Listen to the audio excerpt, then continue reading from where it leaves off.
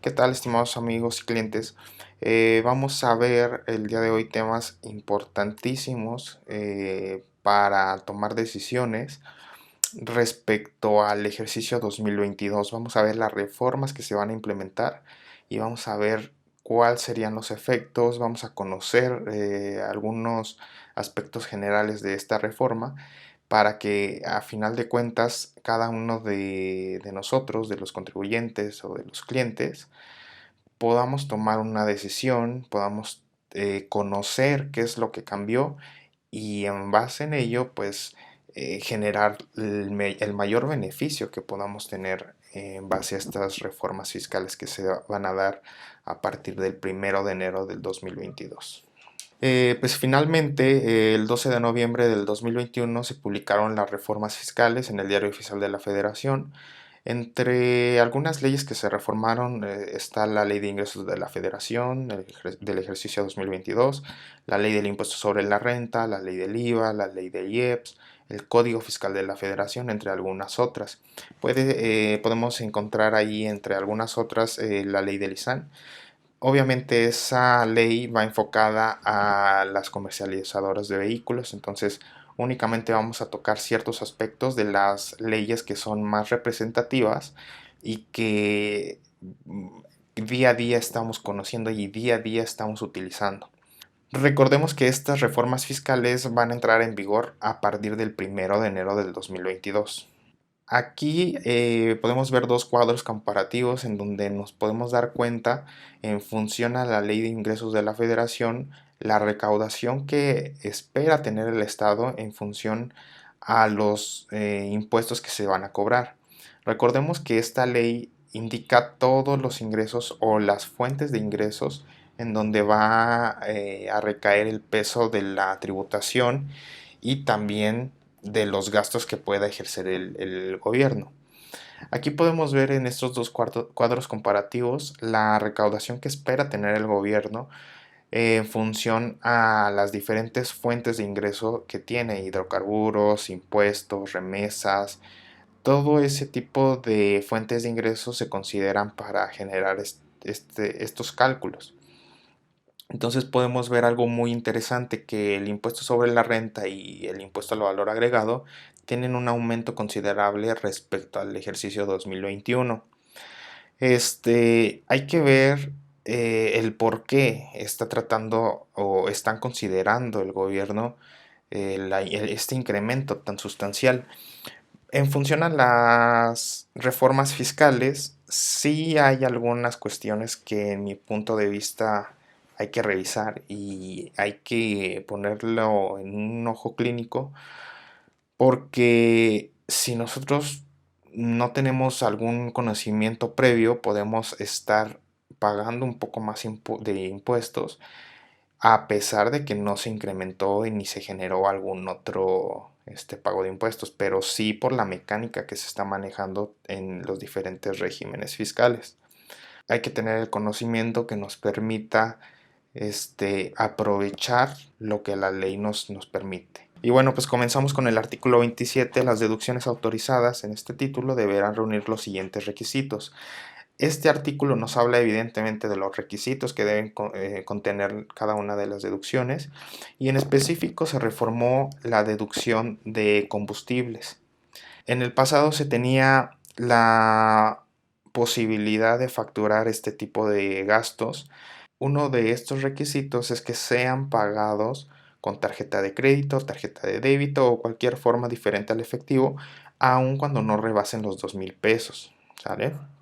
Pero para este año del ejercicio 2022 vamos a tener que revisar que este documento, este CFDI, cuente con la información del permiso vigente de quien nos lo está expidiendo, por parte de las diferentes disposiciones que nos marca la ley de hidrocarburos.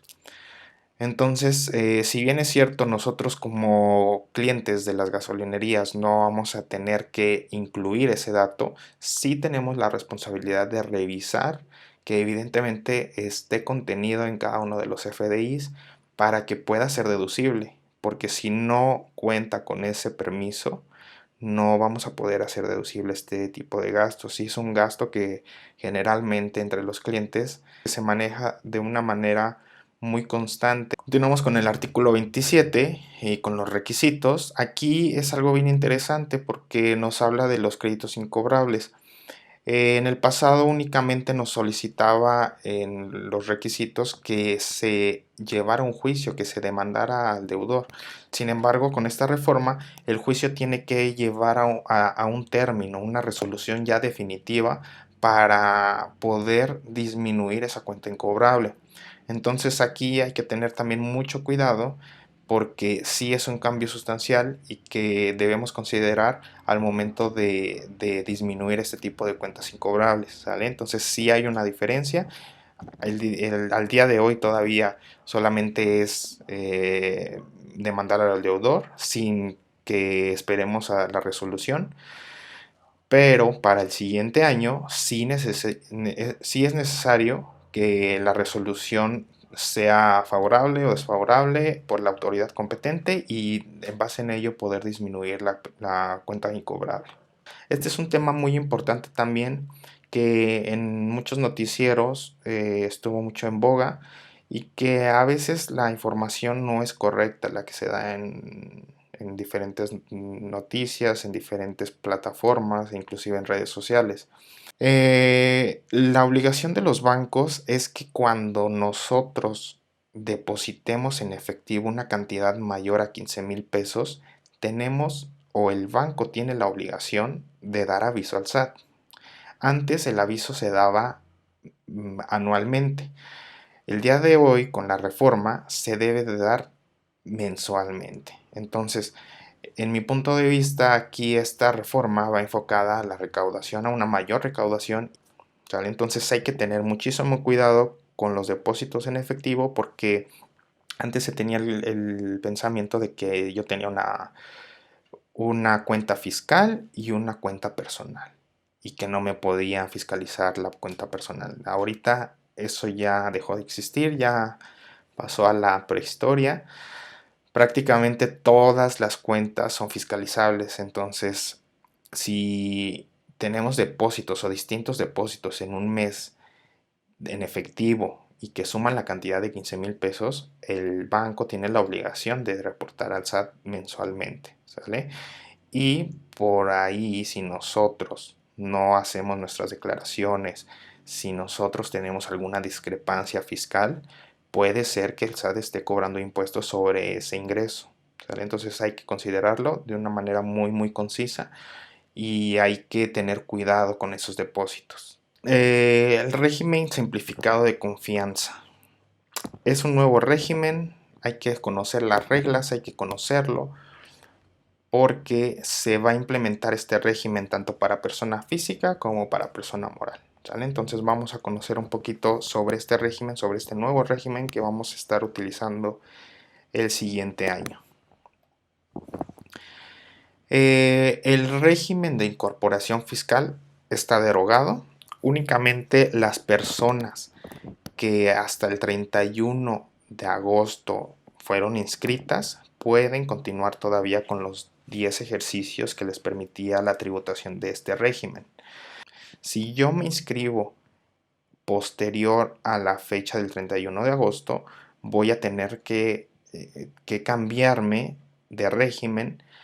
Entonces únicamente tendría ahí una porción de tiempo bastante reducida para realizar mis actividades con este régimen, pero aún se puede dar de alta para cuestión de algunas estrategias que podamos estar aplicando, ¿sale? Entonces hay que tomarlo en cuenta y que ya el régimen de incorporación fiscal va a desaparecer solamente para las personas que estuvieron inscritas antes del 31 va a permanecer y van a permanecer sus beneficios, ¿vale? Entonces hay que tomarlo también en cuenta si nosotros estamos inscritos en el régimen de incorporación fiscal. Régimen simplificado de confianza. Los contribuyentes, personas físicas que realicen únicamente actividades empresariales, profesionales u otorguen el uso o goce temporal de bienes, podrán optar por pagar el impuesto sobre la renta en los términos establecidos en esta sección, siempre que la totalidad de sus ingresos propios de la actividad o de las actividades señaladas que realicen obtenidos en el ejercicio inmediato anterior no hubieran excedido de la cantidad de 3.500.000 pesos.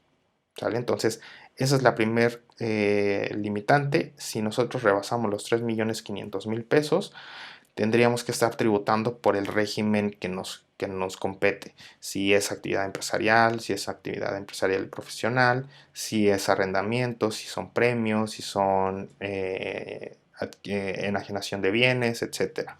¿Quiénes no pueden estar en reciclo? Las personas que rebasen los 3,5 millones, y si ellos rebasan los 3,5 millones, posterior al mes en el que rebasen, tendrían que estar tributando en el régimen que les corresponde. Quienes incumplan las obligaciones, en el 32D, que es la opinión de cumplimiento, hay obligaciones que no se expresan, como por ejemplo la contabilidad electrónica. Hay que considerar que debemos de estar cumpliendo con todas las obligaciones que nos impone la ley para poder ingresar a Reciclo. No presentar sus declaraciones, evidentemente, es parte de las obligaciones. Pagos mensuales. ¿Cómo se va a pagar el impuesto? Pues se va a pagar por medio de pagos mensuales. Se van a realizar de manera mensual, a más tardar el día 17 del mes posterior. Se va a presentar una declaración anual de acuerdo al artículo 113F. No se consideran deducciones. Aquí es algo bien importante, que a pesar de que no se consideran deducciones, debemos conservar nuestros CFDI de egresos, ¿sale? Aunque nosotros no los vayamos a disminuir para impuestos sobre la renta, más adelante vamos a ver que para IVA sí los vamos a necesitar, y que es una de las obligaciones de este régimen, conservar esos CFDIs. El impuesto se va a calcular sobre los ingresos que se perciban sin incluir IVA, ¿sale? Entonces es el subtotal de todos los ingresos que hemos percibido, y vamos a considerar únicamente eso sin el IVA. La tasa va a ir del 1% al 2.5% de pago. Así sea un peso, así sean 20 pesos, vamos a tener que pagar un impuesto sobre la renta de entrada, porque no vamos a tener deducciones, ¿sale? Hay que evaluarlo, si nos conviene, si no nos conviene estar en este régimen, porque posiblemente nosotros no estemos pagando impuestos sobre la renta porque tenemos pérdidas, porque tenemos gastos mayores, porque tenemos retenciones. Y si nosotros nos pasamos a este régimen, de entrada sí vamos a tener que estar pagando por lo menos el 1% de nuestros ingresos, ¿sale? Entonces hay que evaluarlo. Aquí vamos a ver un cuadro, un análisis del impuesto sobre la renta. Como les comentaba, vamos a considerar la tasa mínima y la tasa máxima. Vamos a considerar ingresos de 15,000 y de 3,5 millones. Vamos a considerar también un porcentaje de costos y de gastos, como si tuviéramos deducciones del 80%. Pero recordemos que para Reciclo no vamos a tener esta parte, únicamente lo estamos colocando para el régimen de actividades empresariales y profesionales, ¿sale? Para realizar el cálculo y que sea hasta cierto punto equitativo. La base de 15,000 pesos, evidentemente para Reciclo serían 15,000 pesos, porque vamos a pagar impuestos por los ingresos cobrados, y sería el 1%, serían 150 pesos de impuestos sobre la renta. En comparación con lo que se calcularía en un pago provisional de actividades empresariales y profesionales, serían 163 pesos, considerando una utilidad de 3,000 pesos, ¿sale? Esos 3,000 pesos emanan de los ingresos menos los costos, ¿sale? Le da una base, se calcula el impuesto y tenemos una pequeña diferencia de 13 pesos. Lo mismo pasa con el ingreso más alto de 3,5 millones. Tenemos una base para actividades empresariales de 700,000 pesos, un impuesto a pagar del 2.5% sobre los 3,5 millones, que serían 87,500, y un impuesto a pagar para el régimen de actividades empresariales y profesionales de 233,181 pesos, considerando también costos y gastos, y los ingresos de 3,5 millones para actividades empresariales y profesionales. teniendo una diferencia de 145.681 pesos. Evidentemente sí es cuantiosa la diferencia, pero hay que considerar que posiblemente para IVA tendríamos que también pagar una cantidad fuerte porque no vamos a tener una cantidad alta de deducciones, ¿sale? Entonces hay que considerar eso y hay que evaluar cada uno de los supuestos en los que se encuentra cada contribuyente. Y aquí hay que tener en cuenta que se puede combinar el ingreso que se obtenga por reciclo con los siguientes regímenes fiscales: sueldos y salarios e ingresos por intereses, siempre y cuando en su conjunto de estos tres no excedan de 3,5 millones. ¿Y con quién no puede combinar los ingresos reciclo? Con socios o accionistas de personas morales. Si yo soy socio o accionista de una persona moral, no puedo estar en el reciclo. Con enajenación de bienes, que aquí vamos a considerar las criptomonedas como enajenación de bienes, ahorita que está mucho en boga este tipo de operaciones. Si yo realizo operaciones con bienes inmuebles y muebles, tampoco voy a poder estar, ¿sale? Premios, si obtengo otros ingresos, si obtengo adquisición de bienes y enajenación de acciones. Entonces, con este tipo de regímenes fiscales no vamos a poder estar en reciclo. ¿Qué pasa si salgo de reciclo? Si rebaso los 3,5 millones, se va a poder regresar al régimen, pero la condición es que en el ejercicio inmediato anterior no haya superado de los 3,5 millones, ¿sale? Y que esté al corriente con mis obligaciones fiscales. Por ejemplo, si el siguiente ejercicio yo estoy en reciclo y supero los 3,5 millones, me voy a ir a una actividad empresarial y profesional. Sin embargo, si ya estando en la actividad empresarial y profesional disminuyen mis ingresos y bajan a 3 millones o a menos de 3,5 millones, puedo volver a reciclo. Cuestión que es diferente o que es algo muy bueno, porque en régimen de incorporación fiscal, una vez que salíamos, ya no podíamos regresar para nada, ¿vale? A pesar de que lleváramos contabilidad, estuviéramos presentando declaraciones y que solamente hubiéramos rebasado los ingresos, ya no podíamos regresar. Pero aquí en Reciclo sí se puede, si tenemos esa opción, sí tenemos esa opción. Y si salgo por medio de que estoy incumpliendo las obligaciones y que no estoy declarando, no estoy presentando mis declaraciones tanto anuales como mensuales, ahí sí ya no podría regresar, ¿sale? Entonces hay que tener bien en mente que si nosotros incumplimos con esta parte, vamos a tener que estar en el régimen que nos corresponde sin tener ciertos beneficios que en este régimen tenemos. ¿Quiénes no pueden tributar? Como ya lo comentábamos, socios o accionistas de personas morales, que existan partes relacionadas entre la persona física y una persona moral, los residentes en el extranjero con establecimiento permanente en el país, los refipres, que son los regímenes fiscales preferentes, y que no estemos listados en el 69B, en el listado del 69B, que no seamos empresas que facturan ni que deducen operaciones inexistentes, que perciban ingresos a las fracciones tercera, cuarta, quinta y sexta del artículo 94 de esta ley, que son los asimilados a salarios, miembros de consejos directivos, personas que presten servicios preponderantemente a un prestatario, siempre que los mismos se lleven a cabo en las instalaciones de este último, los honorarios que perciban las personas físicas de personas morales o de personas físicas con actividades empresariales, y que presten servicios personales independientes y por las actividades empresariales que realicen, ¿sale? Este tipo de personas no van a poder estar en el régimen de confianza. La declaración anual se va a presentar el mes de abril, se van a considerar todos los ingresos del ejercicio fiscal y tampoco va a haber deducción alguna. Ahí hay un tema todavía que nos está causando un poquito de interrogación, que son las deducciones personales, si se van a tener o no. Hasta el día de hoy no se tendría ninguna deducción, incluyendo las deducciones personales, pero posiblemente en reglas de resolución miscelánea haya algo, que la regla de resolución miscelánea va a salir aproximadamente la última semana de diciembre, ¿vale? Entonces hasta esa fecha tendríamos ya un poco de conocimiento sobre este tema.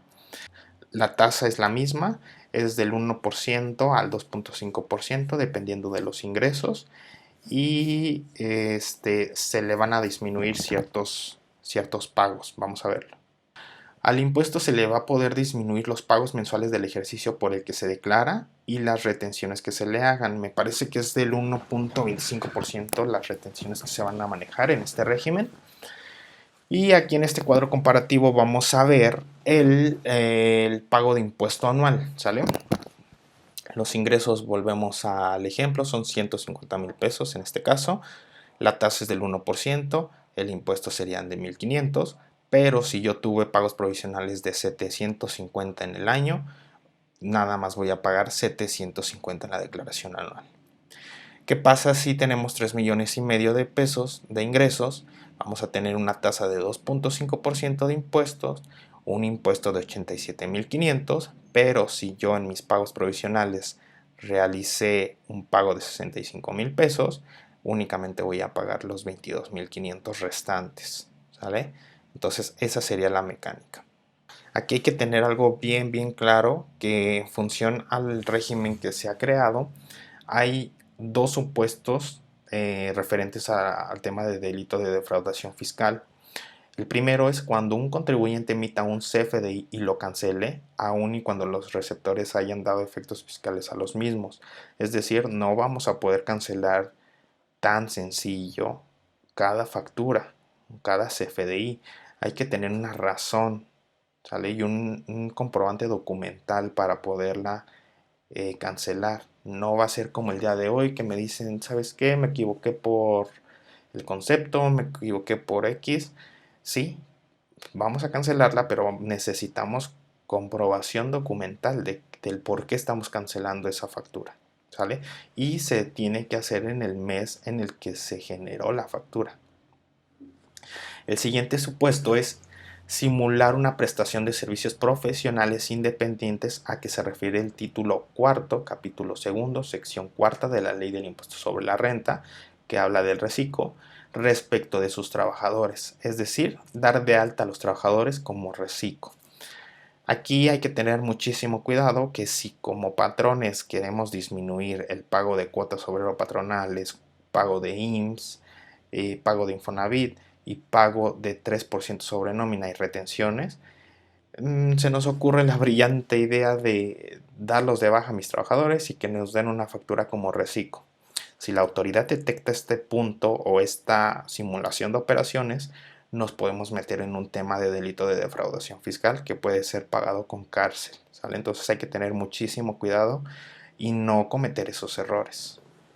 ¿Cuáles serían las obligaciones de este nuevo régimen? Solicitar el registro en RFC, contar con la e-firma y buzón tributario activo, contar con todos los FDIs por la totalidad de sus ingresos cobrados correspondiente a la actividad, obtener y conservar los FDIs por los gastos e inversiones, aunque no los vamos a utilizar para impuestos sobre la renta, pero o no los vamos a disminuir para impuestos sobre la renta, pero sí nos los marca como una obligación.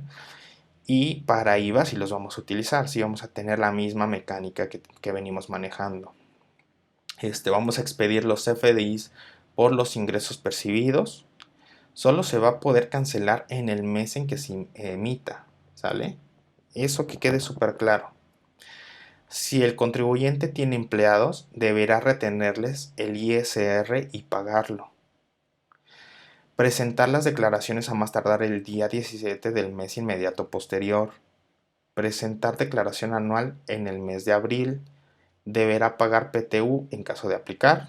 Muchos de nuestros clientes que tienen actividades empresariales y profesionales deben calcular su PTU y dársela a sus empleados, ¿vale? Entonces vamos a considerarlo en este régimen. Dejan el régimen si no presentan 3 o más pagos mensuales en un año calendario consecutivos o no. Es decir, si yo presento mi declaración en enero, pero en febrero se me olvidó, en junio también y en diciembre también se me olvidó, ya no vamos a poder estar en el régimen y el mismo fisco va a poder hacer el cambio de régimen, ¿vale? Si transcurrido un ejercicio fiscal sin que el contribuyente emita comprobantes fiscales y éste no haya presentado pago mensual alguno, así como tampoco declaración anual, la autoridad fiscal podrá suspenderlo y también no presentar la declaración anual.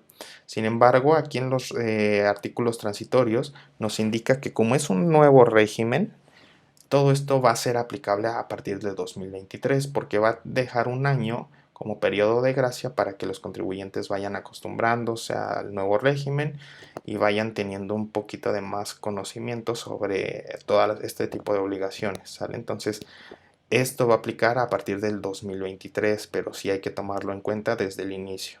Porque en la declaración anual de 2022 vamos a tener que pagar, si incumplimos alguno de estos supuestos, vamos a pagar el impuesto de todo el ejercicio para que podamos ser acreedores a ese beneficio y que se aplique esto que les comentaba a partir del 2023. Si ya de plano tampoco hicimos el pago del ejercicio del 2022 en la anual completo, ahora sí tendríamos problemas, ¿sale? Entonces hay que considerarlo y hay que pagar el impuesto por lo menos en la declaración anual. Régimen simplificado de confianza para persona moral. De entrada vamos a saber que el régimen de acumulación de ingresos por flujo de efectivo para personas morales se elimina, se deroga también. En este régimen va a ser de carácter obligatorio para cada una de las empresas que cumplan con los requisitos, ¿vale? Para estar en este régimen, entonces hay que conocerlo. No hay muchos cambios en función o en comparación al régimen de flujo de efectivo para personas morales, pero sí hay que conocer cuáles van a ser los requisitos y quiénes pueden y quiénes no pueden estar en este régimen. Capítulo octavo, de la opción de acumulación de ingresos por personas morales, como ya les comentaba, se derogó, ya no existe. Tenemos que migrar a reciclo para personas morales. Régimen simplificado de confianza de personas morales. El artículo 206 dice que deberán. Cuando en materia de impuestos nos indica la ley que deberán, es una obligación, y cuando nos dice podrán, es una opción, ¿sale? No es una obligación.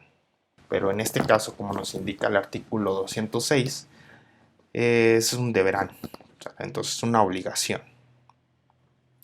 Es un deberán cumplir con sus obligaciones fiscales en materia de impuestos sobre la renta, conforme al régimen establecido en el presente capítulo, las personas morales residentes en México únicamente constituidas por personas físicas, cuyos ingresos totales en el ejercicio inmediato anterior no excedan de la cantidad de 35 millones de pesos, o las personas morales residentes en México únicamente constituidas por personas físicas que inicien operaciones y que estimen que sus ingresos totales no excederán de la cantidad referida.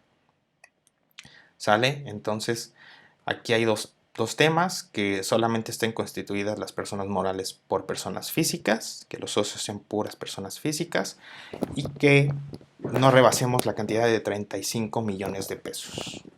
Cuando los ingresos obtenidos por el contribuyente en el periodo transcurrido desde el inicio del ejercicio y hasta el mes de que se trate excedan de la cantidad señalada en el primer párrafo de este artículo, el contribuyente dejará de aplicar lo dispuesto en este capítulo y tributará en los términos del título segundo de esta ley a partir del ejercicio siguiente, aquel en el que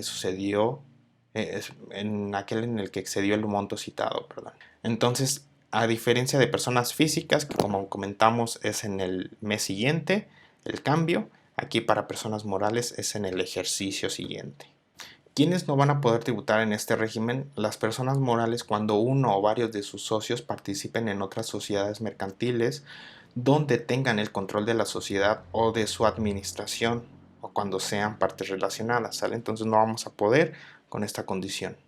Los contribuyentes que tributen conforme a los regímenes de instituciones de crédito, régimen opcional de grupo de sociedades, los coordinados, los agapes, personas morales con fines no lucrativos, ¿vale? Ellos tampoco van a poder estar en reciclo.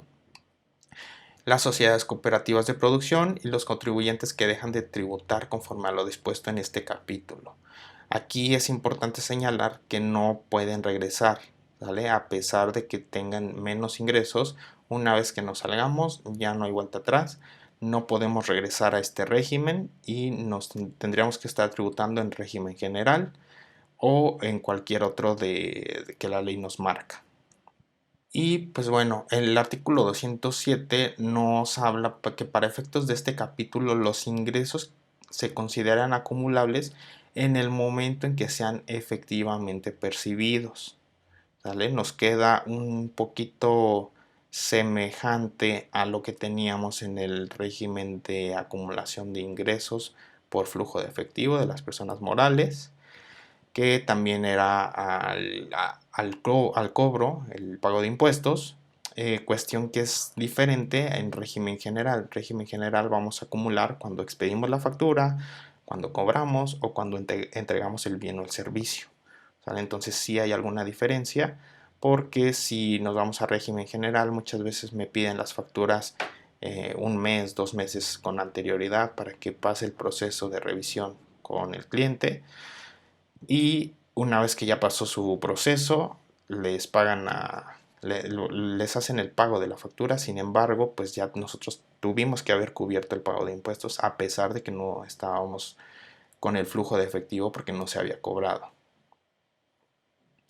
El artículo 208 nos habla de que los contribuyentes a que se refiere este capítulo podrán efectuar las deducciones siguientes. Primera fracción, las devoluciones que se reciban o descuentos o bonificaciones que se hagan siempre que se hubiese acumulado el ingreso correspondiente. Las adquisiciones de mercancías, así como de materias primas, los gastos netos de descuento, bonificaciones o devoluciones, las inversiones. Aquí es un tema que sí es diferente con respecto al régimen general, que hay mayores porcentajes, pero que esas inversiones no excedan de 3 millones de pesos. Entonces aquí podemos ver que el fisco nos da y a la vez nos quita.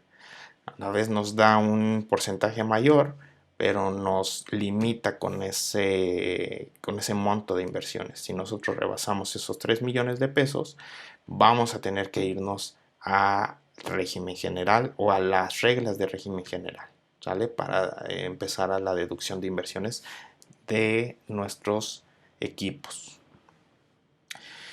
La fracción quinta, los intereses pagados derivados de la actividad sin ajuste alguno. Las cuotas a cargo de patrones pagadas por al IMSS. Y fracción séptima, las aportaciones efectuadas para la creación o incrementos de reserva para fondos de pensiones o jubilaciones de personal.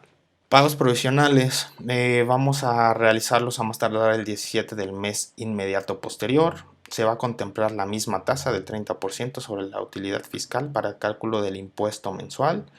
Impuesto anual se calculará sobre el artículo 9 de la ley del impuesto sobre la renta, que es la misma mecánica, el 30%, y se van a acreditar los pagos provisionales, las retenciones de pago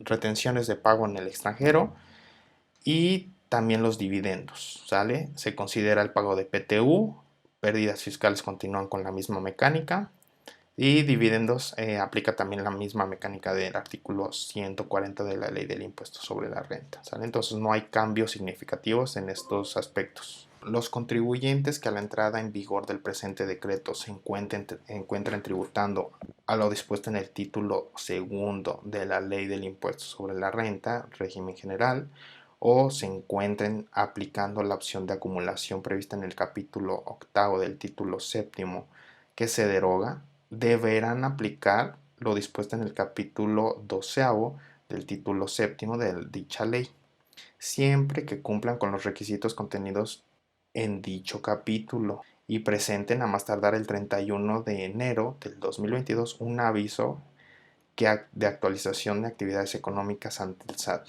Es importante que nosotros, si cumplimos con estos requisitos que ya les mencioné en el pasado, demos ese aviso si es que vamos a estar en el régimen de confianza Si no, vamos a presentar el mismo aviso y dar las razones por qué no vamos a estar en ese régimen, porque recordemos que es obligatorio, de carácter obligatorio este régimen. En caso de no hacerlo, la autoridad lo hará en base a nuestros ingresos, ¿sale? Entonces, si nosotros no presentamos ese aviso y no cumplíamos con esos requisitos, el SAT, en función a nuestros ingresos, nos va a mandar a ese régimen. Entonces, posiblemente si el SAT revisara más a profundidad y determina que no estábamos contemplados en el régimen correcto, podríamos estar generando algún pago de impuestos, alguna multa. Las reformas fiscales del 2022 para IVA, pues no, evidentemente no hubo muchas. Únicamente que se derogó el pago bimestral de RIF para las personas de nuevo ingreso, pero para las personas que van a mantenerse en el régimen continúa. Y en el tema de reciclo no hay nada, es decir, vamos a tener que considerar contabilidad, hay que llevar el mismo registro y hay que hacer los cálculos como hasta el día de hoy se vienen haciendo. Reformas al Código Fiscal de la Federación. El artículo 22C, los contribuyentes que tengan cantidades a su favor antes igual o superior a 15.790 deberán presentar su solicitud de devolución en formato electrónico con firma electrónica avanzada. Aquí la gran diferencia es que con anterioridad podíamos solicitar la devolución con contraseña únicamente, no necesitábamos la firma electrónica, pero para la reforma fiscal 2022, así vayamos a solicitar 1 peso, 2 pesos, 50 pesos de devolución, vamos a tener que firmar nuestra solicitud, ¿sale? Entonces posiblemente ahí lo que busca el SAT es disminuir la cantidad de saldos a favor que se estén retornando a cada contribuyente. Entonces posiblemente también por ello esté considerando una mayor recaudación. Artículo 27. Las personas físicas mayores de edad deberán solicitar su inscripción en el Registro Federal de Contribuyentes. Tratándose de personas físicas sin actividades económicas, dicha inscripción se realizará bajo el rubro Inscripción de personas físicas sin actividad económica, conforme al reglamento de este código, por lo que no adquirirán las obligaciones de presentar declaraciones o pagar contribuciones, y tampoco les serán aplicables sanciones, incluyendo la prevista en el artículo 80, fracción primera de este código. ¿Vale? Entonces, esto también estuvo mucho en boga en los noticieros, en redes sociales, en todo el mundo que ahorita tenemos a la disposición del teléfono. Pero es importante señalar que hasta el momento pues no tendríamos ninguna sanción, pero no habla la ley de mayores de 18 años, o sea, habla en general. Si una ama de casa no está inscrita en el RFC, tiene que hacerlo, ¿sale? Pero hasta ahorita no vamos a tener ninguna sanción. Sin embargo, en mi punto de vista, creo que en 1 o 2 años sí cambiaría esta parte, porque lo que busca el SAT pues es fiscalizar. Entonces, si nos dicen que tenemos una obligación, pero no tenemos sanciones por no cumplir esa obligación, pues mucha gente no lo va a seguir. Entonces seguramente va a haber que reformar este tipo de ordenamientos. Los sujetos sin obligaciones fiscales van a tener que contar con la obtención de su contraseña, con obtener su firma electrónica, activar su buzón tributario y obtener su RFC como clave. Aquí hasta cierto punto se puede ver que es algo bueno, porque muchas veces llegan los contribuyentes y me dicen, ¿sabes qué? No tengo mi RFC, no tengo contraseña, no tengo nada, pero la necesito para mañana, porque necesito un trabajo. Entonces, pues yo hago todo lo posible, pero hay veces que no hay citas, la página del SAT no funciona, N cantidad de cuestiones pasan. Entonces, si nosotros ya tenemos cierta información, pues para los contribuyentes va a ser provechoso porque ya tendrían ciertos datos que nos pueden adelantar muchos procesos. Y continuamos con el artículo 27. En materia de registro federal de contribuyentes, se estará lo siguiente: catálogo general de obligaciones. Fracción sexta. Presentar un aviso en el Registro Federal de Contribuyentes a través del cual informen el nombre y la clave del Registro Federal de Contribuyentes de los socios, accionistas, asociados y demás personas, cualquiera que sea el nombre con el que se les designe, que por su naturaleza formen parte de la estructura orgánica y que ostenten dicho carácter conforme a los estatutos o legislación bajo la cual se constituyen. Cada vez que se realice alguna modificación, o incorporación respecto a estos, así como informar el porcentaje de participación de cada uno de ellos en el capital social, el objeto social y quien ejerce el control efectivo, en los términos de lo que establezca el Servicio de Administración Tributaria, mediante reglas de carácter general. Es decir, vamos a tener que enviar un aviso con la participación de cada uno de nuestros socios si somos personas morales. ¿Sale? Continuamos con el artículo 27, que en materia de registro federal de contribuyentes se estará lo siguiente. Inciso C, facultades de la autoridad fiscal, fracción primera. En la verificación de la existencia y localización del domicilio fiscal, las autoridades fiscales podrán utilizar servicios, medios tecnológicos o cualquier otra herramienta tecnológica que proporcionen georreferenciación, vistas panorámicas o satelitales, cuya información también podrá ser utilizada para la elaboración y diseño de un marco geográfico fiscal, así como para la actualización de la información en el Registro Federal de Contribuyentes referente al domicilio fiscal de los contribuyentes. Entonces es a tomarlo en cuenta, porque si nosotros colocamos un domicilio fiscal que no es el que realmente tenemos, el fisco puede hacer la actualización en función a cada una de estas aplicaciones que tenemos hoy en día, ¿vale? Entonces hay que revisar bien este sistema, porque podríamos estar siendo acreedores también a una multa en caso de que nuestro domicilio fiscal no esté registrado correctamente. Los cambios en el CFDI. Fracción primera, contar con un certificado de firma electrónica avanzada vigente, tener obligaciones fiscales. Aquí es importante, porque si no tenemos obligaciones como lo mencionábamos con anterioridad a las personas de mayores de edad que se van a registrar, no vamos a poder emitir un CFDI, una factura. Entonces sí debemos tener obligaciones y debemos tener actividades para poder emitir ese CFDI. ¿Sale? Y cumplir con los requisitos establecidos en el artículo 29A de este código, y inclusive los complementos de comprobante fiscal digital por internet, que se publicarán en el portal de internet de Servicio de Administración Tributaria. Esto hace referencia al complemento de pago y también a carta aporte, ¿sale? Entonces hay que tomar en cuenta esos aspectos para la elaboración de los CFDIs. La fracción sexta, en el caso de las devoluciones, descuentos o bonificaciones a que se refiere el artículo 25 de la Ley del Impuesto sobre la Renta, se deberán expedir comprobantes fiscales digitales por Internet. En el supuesto de que se emitan comprobantes que amparen egresos sin contar con la justificación y soporte documental que acredite las devoluciones, descuentos o bonificaciones ante las autoridades fiscales, estos no podrán disminuirse de los comprobantes fiscales de ingresos del contribuyente, lo cual podrá ser verificado por estas en el ejercicio de las facultades establecidas en el código. Es decir, debemos contar con soporte documental y con justificación de las cancelaciones o de las notas de crédito, ¿sabes? No vamos a poder hacerlo como los veníamos haciendo, que era más sencillo realizar este tipo de comprobantes. Ahorita tenemos que contar con esos soportes para demostrar al fisco que efectivamente se llevó a cabo esa disminución o esa operación. Artículo 29A. Los comprobantes fiscales digitales a que se refiere el artículo 29 del Código Fiscal de la Federación deberán contener los siguientes requisitos: clave del RFC, nombre o razón social de quien los expide y régimen fiscal.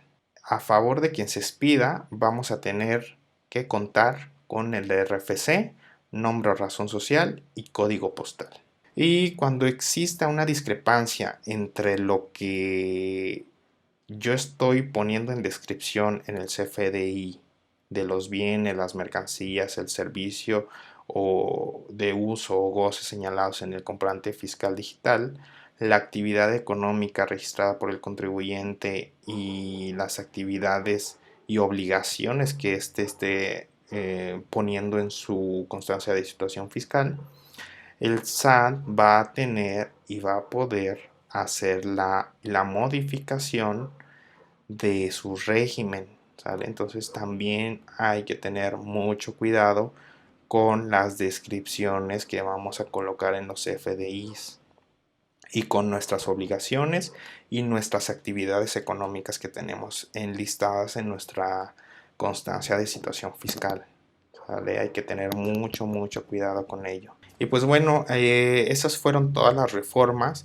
Recuerda que en Muñoz García Consultores entendemos que al finalizar el año necesitamos conocer los resultados financieros y fiscales para prospectar la declaración anual que se presentará el siguiente año. Por tal motivo ponemos a tu disposición el siguiente servicio: el cálculo anualizado anticipado con asesoría y seguimiento para disminución de pago de impuestos, inclusive para la obtención de un saldo a favor, completamente solicitable ante el Fisco Federal. ¿Vale? Entonces nosotros realizamos ese cálculo, ofrecemos ese servicio para que nuestros clientes puedan tener un margen para que nuestros clientes puedan tener un margen de tiempo para poder realizar alguna estrategia, implementar algún gasto que posiblemente podamos estar disminuyendo el pago de impuestos en la declaración anual. Y evidentemente para conocer cómo vamos a cerrar el ejercicio. Entonces, pues los invitamos a que este servicio lo consideren y cualquier cosa estamos a sus órdenes. Muchísimas gracias por su atención y que pasen un excelente día.